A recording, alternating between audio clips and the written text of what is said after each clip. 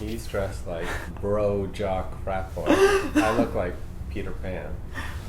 And I don't know what you're wearing. I'm Hot He's Topic. like a Brooklyn hipster. I'm a Hot Topic boy.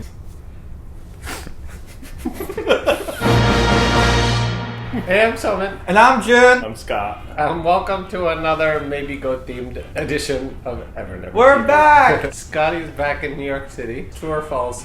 Your goats are currently on strike and refuse to be in the barn. That is true. What happened to the barn? The cows got into the barn. They knocked over the water and made it all muddy. They turned it muddy, then they pooped in the mud. Oh This is the third time this has happened this year. no! These are all these things that you don't realize. Like, people think raising animals is just like idyllic, pastoral thing, and you're dealing with so much poo and like. And also death. Oh my god! We had the sex episode, and that's the death episode. Speaking of the goat sex episode, the other thing that I learned that you have like 25 female cows and one male.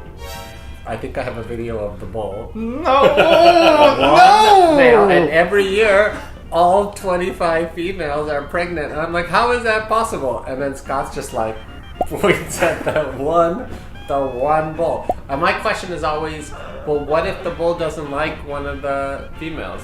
He likes all of them. I feel like humans could learn a lot from cows. Oh my god, Soman! Anyway, more adventure to come from Scottie's farm, and hopefully he will reclaim the barn for the goats. See you guys. I'm gonna go clean the barn.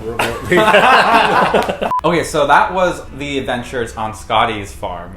What adventures have been going on Soman's farm? Well, I was in the UK for 6 days. It was insane. I was doing 2 or 3 school visits today, then I was doing a public event tonight, then driving to the next city. I love the British fans of the books because I just think my sense of humor is very British. It's very sort of acid and sarcastic, and I think it's just because I grew up going to London a lot and spending a lot of time there and watching a lot of British shows. I just think that's my sense of humor. I feel very at home in the UK, and the weather was amazing. I don't know what happened. Climate change made Britain a very beautiful place, and that is not good because climate change is a bad thing. But the sort of weird unintended side effect is it gave London good weather during the summer.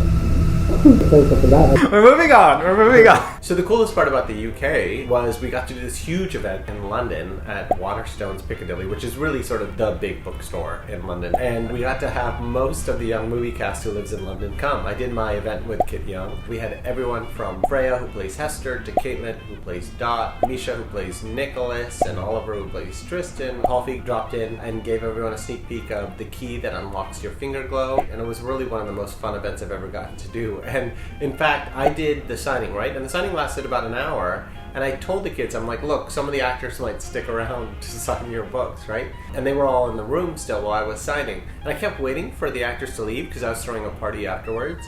And I just never saw them come out. And so I finished signing, go back in, and you just had all the kids who had come to the event all still there with the actors. And so they were there over almost 2 hours signing everybody's stuff. I mean, they're just such a great group and so generous and cool. Do you think there will be any events moving forward in America with movie cast, potentially? I don't know. Here's the thing is that they're all working. I threw a party for them last October and we had a bigger group. We had Jamie come and Emma and Rosie, and we were fresh off the movie and they hadn't started their new jobs. But these guys are all so in demand, they're all so talented, and everybody's getting booked non-stop, and they're booking huge projects. Like Misha's just about to be in a big thing with Hugh Grant, and Rosie's off shooting in Scotland, so everybody's doing these like big things. So it's getting harder and harder to get everyone together. But I'm hopeful that as the movie gets closer, we all start doing press and things like that we'll all get to hang out together. So next week we are going to sort of the last stop on tour, which is San Diego Comic-Con, and June's gonna be there. Yes! And it's a whirlwind trip. We have 2 full days of events, Thursday, July 21st,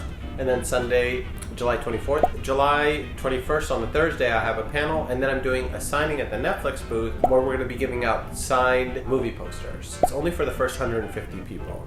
So you'll want to get to the Netflix booth as quickly as you can at 1 o'clock on that Thursday to be in that group that gets the movie posters for sure. And I'll sign all your books or whatever you guys want. And then Sunday, we have a full schedule planned. So on Sunday, we have a very special spotlight panel featuring Soman talking about the School for Good and Evil movie. We are going to have a really special trivia contest with a grand prize that you guys will have the chance to win by answering some very difficult questions. It's the best grand prize ever. Even if you don't get that grand prize, there's still plenty of chances chances to win some really cool swag. And we're giving posters out, so for everybody who attends, you'll be getting a School for Good and Evil poster as well.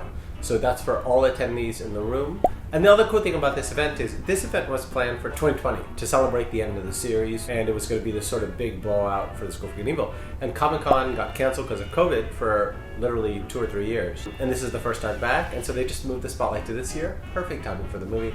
So instead of sort of a big celebration of the end of the series, it's going to be that plus looking forward to the movie. It's really an honor to be one of Comic-Con's special guests, and I'm just kind of happy at the silver lining that it got moved 2 years. Now we can sort of celebrate it all together. So you're definitely going to want to be there. You're going to meet June, and we're going to have a big old party. And there'll be another signing after that event too. So if you missed the Thursday one, you'll be able to also get stuff signed later that day. And don't forget to order your special movie tie-in edition of The School for Good and Evil, featuring my very long, detailed, expansive diary of my time on set with all my secrets about the awesome young cast. It'll hit bookstores on August 30th, but you'll want to pre-order to make sure you get your copy because obviously it's a limited print run. So that's everything for now. We'll be back with more goings on from Comic-Con next week. See you guys then!